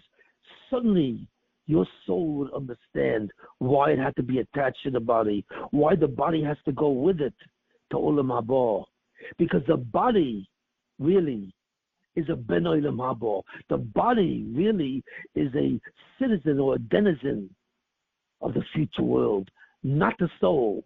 The soul is maybe the greatest thing that was ever created with Kedusha. But Kedusha itself does not entitle you. Kedusha does not entitle you to eternity. That's right. What entitles you to eternity is self, is itself, by itself, which is similar to God. Just like God is by himself, he is the act of self-awareness consciousness. We are also, we're not the act of consciousness, but we possess consciousness. And that makes us a quasi-subject. It makes us quasi-divine. That's what it means. What? The body with the soul. Without the body, there is no because the Kedusha of the soul is nothing compared to the Kedusha of God. The Kedusha of a Malach, as great as he is nothing compared to the Kedusha of God. And the only thing that can resemble God as an image is the person, because he has a sense of himself as himself by himself. And that's why he makes the mistake that he thinks that God is a you. But God says, correct it. and suddenly you're totally qualified to go to Olam Haba. And this is a very powerful concept. I'm saying now to a very powerful chiddush, an idea which is normally not even known. But that is the fact. It's the body which belongs in Olam Haba. But it can't go in Olam Haba because it has a mistake. Because the body automatically, by knowing itself, knows God is an outside. And that's not correct. That inspires annihilation. And God doesn't want to annihilate it. But in terms of qualification, the quality that's necessary to get the Olam Haba to be eternal is the quality which exists in the body, not the soul. Okay, I think I've described exactly the difference between the body and the soul, and how the body and the soul and the relationship was affected before the sin of Adam and after the sin. Before the sin of Adam, the soul and the body were combined, and they were not supposed to separate. Death was not possible. And what a sin normally does in the attribute of justice is annihilate the body and soul. What the attribute of mercy does, it annihilates the body and soul gradually. It goes towards annihilation through pain, through aging, through suffering, through insecurities, through problems in relationships. Each of these things which cause a different level of pain comes from sin. And it refers to the gradual annihilation of the subject, but it does not achieve that annihilation. Why? Because the body is never allowed to separate from the soul. Never. There is continuous attachment which exists forever. In spite of the fact that it did a sin, that sin is never an action. It becomes an angel, which then commits suicide when he achieves his purpose. But the attachment always remains and finally becomes mature and real at the resurrection of the dead. At the resurrection of the dead, the body and the soul are restored as a dual mutual entity which can qualify to go to Olam Haba, not separate but together at the resurrection of the dead. That's why there's a mitzvah of the resurrection of the dead. Otherwise, if the soul didn't need the body to go to Olam Haba eternity, the body would be annihilated right away. It can't go to Olam Haba. But what I'm saying is the body is the ticket to Olam Haba. Remember this. The body is the ticket to Olam Haba. Without the body, you can't go to Olam Haba. You have nothing to do with Olam Haba because you do not have a sense of self which could make the mistake of seeing God as an outside. So it's the very possibility that the person could make a mistake and think that God is outside of him. That possibility is what qualifies the person to go to Olam Haba. Wow. The ultimate irony. Again, the quality which entitles the person to go to Olam Haba is the body. Because the body possesses the independence from God because of the itself, by itself. It is independent. It appears to be independent, although it's not. But it appears it makes a mistake because of its self-identity.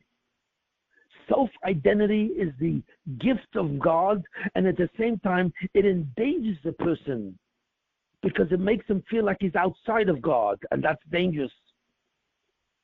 But it's self-identity, the fact that he sees himself as himself outside of something else. He sees himself as a me outside of a you. So that gift of God endangers him, and it must be corrected. And once it's corrected, the body and the soul together go to Olam Haba eternity. But remember, the body is the ticket to Olam Haba. It's not a mask. It's not something simply that covers the essence of God. Physical reality is not a mask. Physical reality is the gift from God. Okay, that's the share. You really have to think about this. It's very deep and so on. But are there any questions? I hope I have been understood. It's amazing. It's totally reworking our understanding of the body and the soul. Because before, I just thought it were lenses, and I see now that there's a real. You explained a nimshal here of what the body and the soul really are. It's much bigger than just very being a good. lens. Exactly. I'm saying the opposite of what everyone is really thinking.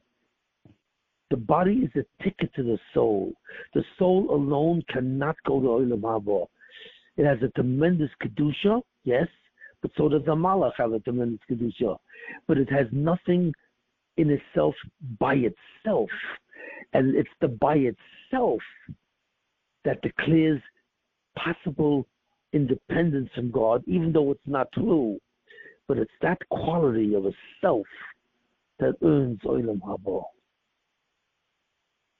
Okay. But I guess the body is the gavul for the soul. Yes, the body is a gavul. But it's a ticket. It's the possession of that self-identity which thinks it's outside of God. You have to have that. That's what you have to get to Olam Haba. And therefore you are the image of God. Just like God is independent of you, you think you're independent of God, even though you're not. And that's what's important. But you at least have to have the idea that there's a possibility which you reject because you realize that that's not true. You have to have that havamina, that possibility, in order to be zocheh to Olam Haba, and correct the possibility so that the mistake won't annihilate you. But if you never have that possibility of thinking that you're outside of God, you never had that possibility of seeing God as a you cannot go to Olam Haba. You have no entitlement. You have nothing to do with manifestation. Because God exists as a manifestation means that God is absolutely independent of everything.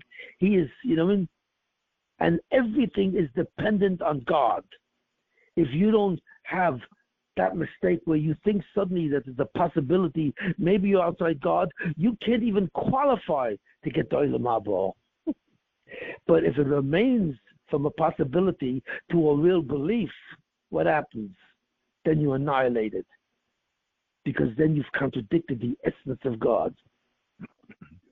So in other words, we see what a Zulosoi is for the first time. The Zulosoi is a being who thinks of the possibility he can make the mistake that he's outside of God. And that is necessary to be in Olam Haba. So not to think that, to be completely conformist to God, that he is inside you and not outside, absolutely, not even to think of that possibility, then suddenly you have no ticket. You can't get to Olam Haba, because Olam Haba is inhabited by subjects. And what's a subject? A subject is someone who's aware of himself by himself. And then you are in the image of God. It sounds like we have to redefine what the definition of the word gavul, because originally that sounds like it's a secondary thing, and here it sounds like the gavul is the essence. Yes, the gavul is the essence, and that's the answer to the question. I have a question. Why is it that I thought that it was specifically in Olam Haza that we needed the body in order to be tested for this idea of whether we are outside of God. And once we have gone through that, the body is no longer necessary. We've accomplished what we had to accomplish by being tested. No. Why is that? I understand. That's what everyone thinks. The body is only there to provide you with the possibility. But that's not why it's there. Because that is required by God to share with him eternal existence. Because only a subject can go to Olam Haba. If he thinks definitely that God is not outside of him and that God is inside of him, and that's his full consciousness, he is an object. That's an object. A subject is someone who had the thought, even though it's wrong. He knows it's wrong. And that's what I meant when I said a long time ago, which I don't think it was ever really understood. You cannot cure Nam Niksufa. I don't know if you remember. I said Nam Niksufa cannot be removed. Remember I said that? In other words, you cannot cure yourself of the illusion that you're outside of God. Why?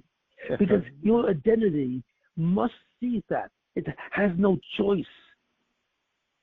Because that's what it means to be in the image of God. It's to have independence like he has, or to think you have that independence. And if you don't even think you have that independence, you are not in the image of God. But you have to correct that independence. How? How do you correct it? You can't get rid of that illusion, even though now you know it's an illusion. You know it's a mistake. All God expects you to understand is that it's a mistake, and to feel what his presence is inside of you. God does not expect you to heal yourself from Nam Sufa, that you're truly inside, that God is truly outside of you. Why? How do you heal yourself from that? How do you avoid yichud pressure? How? Remember what I said? Well, through love, through mitzvahs. Yes, why love? Not mitzvahs.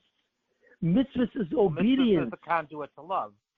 Mitzvahs is a conduit to love. No, it's not. No, that's not true. A mitzvah simply means you have to be obedient. That means you have to follow what God says. It doesn't mean you have to love him. That's not what I said. Love is a very different type of feeling. Love is totally different than obedience. Obedience is when I listen to what you want. But what is love? Give me a definition of love. Love is an emotion which makes you feel like what? An organism, an urge. Right, that you are part of. Right, it's vacant. In other words, a mitzvah is done by an obedient person, like an eved. An eved is obedient, but he's not in love with his master. He'll do whatever his master commands him, but he's not in love with his master. So an eved can love, a servant or a slave can love his master. Yeah, if she's a woman, he can love her. But that's not the same as being obedient. He can be totally obedient without love. When does he have love? When he feels that his master is part of him. His master is in him. That's when he feels love. You have to understand the definition of love. Love is different than obedience. And you cannot be in love. So therefore, you see, so it's not the performance of the mitzvah as obedience. In fact, Chazal say this in Pirkei Avos. What do Chazal say? A person should not do a mitzvah because he has to. A person should do a mitzvah because he wants to. Well, why does a person want to do a mitzvah? I mean, honestly, why does a person want to restrict himself the way mitzvahs demand that you do? Why? Well, we can understand you can do it because you want to be obedient, but that has nothing to do with love. So what does that have to do with love? Why do Chazal say, "For dov kaboy," you have to love God? The first mitzvah in the Torah is v'ahavta es Hashem lekecha, not v'yosisa es kol hamitzvos. It doesn't say in the Shema v'yosisa es kol hamitzvos. It does not say that. The first pasuk in the Shema is v'ahavta Hashem lekecha b'chol nafscha b'chol levavcha, with your whole heart. Why? And how can you love God? God made you too, but you can't love him. That's not love. Because you have to love God in order to remove Nam Sufa. Because since you see yourself as me, which means you're outside of him, You can make a mistake, and God says you can't make that mistake. You will be annihilated if you make that mistake. And therefore, who am I? I'm part of you. I'm a chelik elekami mao. I'm a chelik. I'm an organism with you. You and I are shidduchim. We are a zivug. God does not say you're my eved. God does not say you're my servant, although he will accept that because eved is a very high category of obedience. But that's not what the category of what God wants.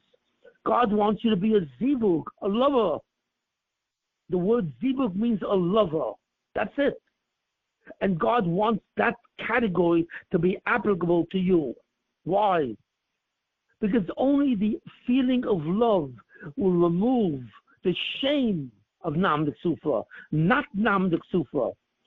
God does not expect you to get over Nam Sufa. You can't, because you can only feel me when you feel you. They both come together. They cannot be separated. So God says, so how will you ever remove that mistake? Through love. Because love at the same time will give you a feeling like I am part of you. We are not separate. And therefore you are included in me, and the truth of Ein Oid is still there. So the only way that you can live with Nam Sufa is love, not obedience. And that's why the biggest...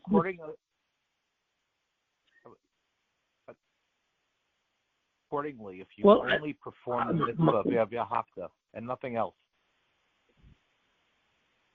Well, God says you can't only perform because you can't feel God as part of you and at the same time feel He's outside of you.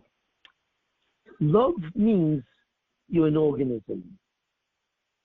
He's outside of you means you're not an organism. Make up your mind. Is God simply what? Outside of you, and He's not an organism, He's a separate entity, or is God inside of you where He's an organism and where He's a zivug? Make up your mind. It's either one or the other. So the answer to that is, but it's not that you're an eved.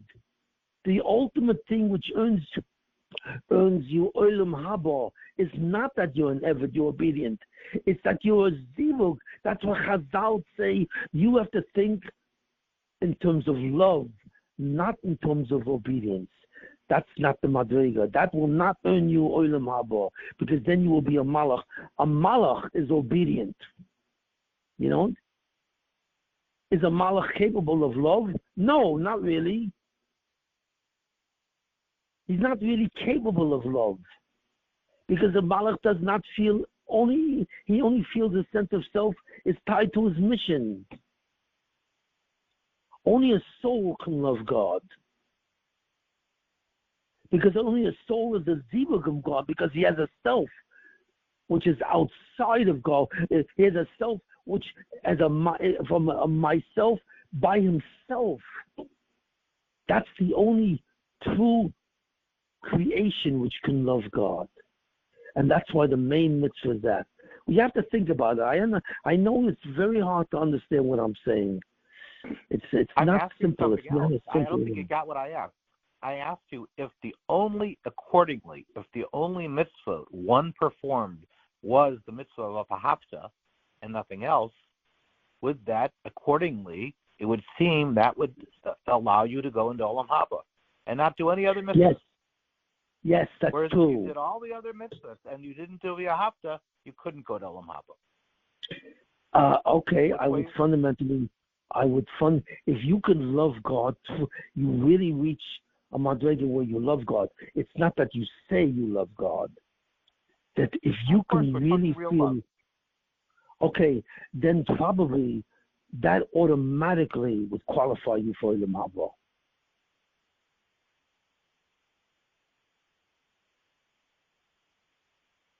Because you do not have a machshava where he's outside of you.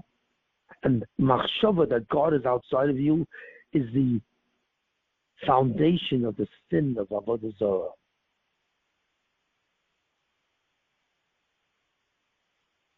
But I don't know if that's possible. if you can truly, there's one case where it's possible. There's a story that they say with the Ari that may come to the level in which you're talking. I'll tell you the story very quickly. There was once a man who was about tshuva, but he became about tshuva on his own, and he loved God. And he used to go to the shul every day, and he used to, when no one was there, and then he used to open up the oren, the door of the oren, and he used to put food in the oren. He used to put, vegetables or food and so on and so forth. And then he used to close the door and walk away. And then the rabbi one day opened the oven and he saw food there. And he said, who's putting food there? So he wanted to know. So what he did was he hid in the shul to see if somebody would come there. And lo and behold, the man, the rabbi of the shul, was a very big Talmid Chacham, was a very big person. He was a rabbi of the shul in Sfat. So, and he saw this guy come in and put food into the oven. So he walked over to the man and says, why are you doing this? So the man said, I'm about tshuva and I love God. I really love God. And I figure, I don't know much about him, but I love him and I want him to have something to eat. I think that this is the gift of love. I think that, I don't know if God needs to eat or not, but I want to give him. So the rabbi heard this and he said, what are you, a fool? You think God has to eat? Whether God is a human, that he has a body, he has to eat? Of course not. This is totally foolish and you ought to be ashamed of yourself. That's what the rabbi said to this guy. So this guy felt terrible and so on, not only because he made a mistake, but he felt terrible and he walked out of the shul. And then the rabbi went home. Shortly after that, the Ari came, Rabbi Yitzchak lawyer came to this rabbi, and you know what he told him? He said, you have to prepare yourself. You will die at the end of the week. You will no longer be alive. So the rabbi said, what? I'm going to die? Why should I die? All my time I spend in learning and Torah and mitzvahs, why do I have to die? So the Ari said like this, because you took something away from God, which is very rare. So the rabbi said, what did I take from God? He said, you took away a man who truly loved God. And God was so overjoyed with that concept that even though the person put in food and he didn't know any better, that was because of ignorance. But the feeling that person had was supreme, and you took that away. So the question is, how did he take away? He had to tell him, no, it's the way that he told him. He shamed him because this was an action that was done out of pure love, and he made it sound like it was the worst sin of all. That's why God is so angry that you will die at the end of the week. So I'm telling you this story because possibly this story perhaps contains the ingredients of what you're telling of that. This is possible not if a person knows the mitzvahs, but a person is completely ignorant of the Torah. I mean, almost like a child, he's completely ignorant, but he truly loves God. So the concept is this man would definitely have gone to Olam Haba. Even though he didn't know anything, he knew no Torah at all. He was a total Amoritz. Total. But he kept the one mitzvah, which was the most powerful mitzvah of all, and he truly loved God. So you see, that story tells me that maybe you're right. So I'm sorry I misunderstood you, but I thought you were repeating what I've already indicated before. But if this is your question, and I believe it is, I will tell you that you're right. That with loving God in a true way, you could be Zoichet Olam Haba, but you have to not know any of the mitzvahs. If you're an Amoritz, not because you became an Amoritz, because you refused to learn or you didn't think it's chashuv, anything but an explanation that you had totally ignorant of the mitzvahs. In that case, if you loved God under those circumstances, you would be Zocheh Olam Haba. Reb Shimon. Okay? Yeah. Reb Shimon, on a similar topic, what you said during the shir, you explained also why the Satan is obsessed with us. Because the one thing a Malach doesn't have is a guf. So for him to be a moirid, he needs a sense of self. So he's obsessed with that. Everybody thinks he's obsessed with our neshama. But according to what you're saying, he's obsessed with the ruchnias that our guf represents. Yeah. Yeah. Yeah. He knows that your ticket to Olam Haba he knows that your ticket to Olam Haba is to the guf. He doesn't really understand why. Because he understands that it's your guf where the concept of God being a you comes from. And he wants to empower you in that way. He doesn't really understand the parameter that's the very quality which entitles you to Olam Haba. Why? Because he has a choshech on him. You have to understand the malach that becomes a malach from your sin that really represents your hate is in a matzav of choshech. He really thinks that God is a you like you do, and therefore he wants to develop the power where God can become a true you. In other words, he thinks exactly like the choshech of a sin. So he really doesn't know really that much, but he does know somehow that there's power in feeling God as a you. He does feel it. But the emes of that power, he does not understand. But he feels it in himself, because until he can drain you of your kedusha, he realizes he himself cannot live. Yeah, but I'm saying the insecurity that he has when he wants to be a moirid, he cannot do without the kedusha of a human, because the human has a true sense of self. Yeah. Similar to when Chava was insecure when she got separated. She needed that security of Adam. The Satan needs the security of a guf, of a self. He's missing that. Right. And that's why he's obsessed with being yonik our kedusha. Right. Because the Satan comes from the self. That's where he comes from. But he knows that on some level, as an angel, he's missing it. And he wants to derive it. So he figures he'll take your kedusha. He'll tap you in your kedusha, and that's how we'll get it. But he knows that he comes from your sense of self, the me. And that's what I mean, that a person never heals his nam ksufa, but he heals the ksufa part, the shame that comes from the fact that he has a sense of self. Interesting. Because that has to do with the centrality, but I don't have to go into that. Maybe also, Reb Shimon, this is the deeper meaning of Chazal, which you mentioned earlier, where the Chazal say, why does Guf have to come to Olam Haba? Because the mitzvah was done, the neshama and the Guf together, so they both have to go to Olam Haba. The deeper meaning in that would be the following. The neshama doesn't need the mitzvah. The neshama can only do a mitzvah because the Guf gives it a sense of self, and you have to be mezachech the sense of self. That is what a mitzvah is. A mitzvah is not a neshama doing a mitzvah because there's no sense of self in that. The mitzvah is the union with the neshama and the guf, and taking the guf's sense of self and taking away the kesufa. That is what a mitzvah is about, and that is what Olam Haba is about. That's what the oimik of what Chazal means. Maybe. Right, that's what. I never understood that Chazal. But what you're saying, the neshama knows that it needs the guf as a ticket to go to Olam Haba. Because it's only the guf that addresses a sense of self. The neshama itself doesn't really... The ticket to Olam Haba, Reb Shimon, but the oimik in this Chazal will be the ticket to do a mitzvah.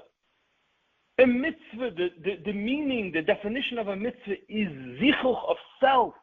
And the neshama doesn't have that self to do zichuch on it. The only way a person could do... Right, that's maybe the oimik.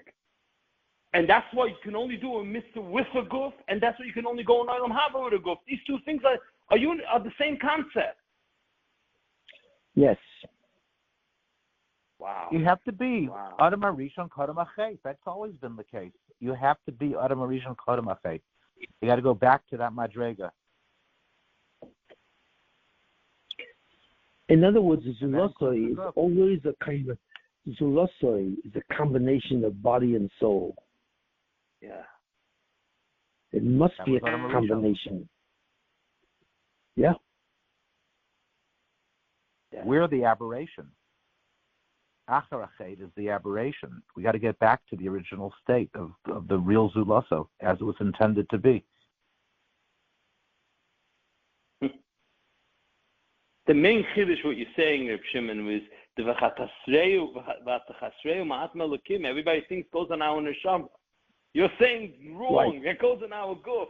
That's major. Right. Love it. Exactly. Nobody knows that nobody knows really that the guf is a ticket to Olam Haba, not the neshama. Because the neshama is nothing more than an exalted malach. But that doesn't entitle you to Olam Haba, because going to Olam Haba, you have to be a subject. And just because you have Kedusha, I don't care if you have the Kedusha of the highest malachim of all. That does not entitle you to Olam Haba. The only thing that entitles you to Olam Haba. How can you say it's only an exalted malach? Didn't we say that what are we ultimately? We're consciousness, and when the goof goes away, it's what I said is that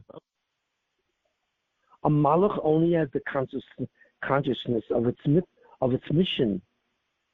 It doesn't have a true self. Right, but a human being, a Zuloso, has a true self, has a consciousness of a true self. Yes. Not without a guf. Not without a guf. That's Reb Shimon. Reb Shimon's chiddush is not without a guf. Without a guf, it's not. When a person dies, where does the consciousness go? The consciousness doesn't go in the ground. It doesn't make a difference, but the consciousness is part of the guf. It's part of the reality of the guf. When the guf was together with the neshama. That's what the neshama is always connected to the guf. Said, that was the shir. The neshama is always connected, even after the guf dies. The neshama has an invisible cable to the guf, because if it loses that, it will lose its whole self. But you've always said, especially regarding death and regarding times like that don't think that, that body goes into the ground and that's the end of it. No, the consciousness is living on. Well, what's living on? It's the neshama that's living in the living state. The body is now dissipated, and now the consciousness is hanging on to the neshama. But what's not now living on is the consciousness of the body is dormant, because the body disintegrates completely except for the skeleton. The dominant aspect of its consciousness now resides in the soul, and the consciousness is now covered by Zoyamo.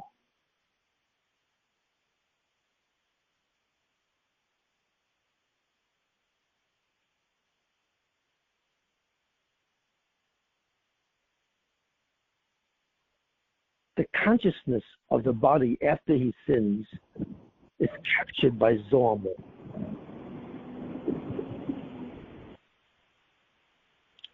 And it fundamentally attacks the neshama in terms of its kedusha.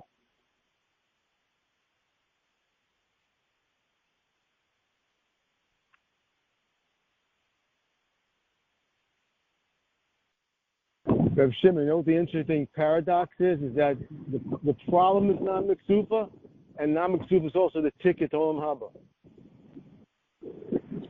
Yeah, non-miksufa is there's the threat, and it's also the ticket.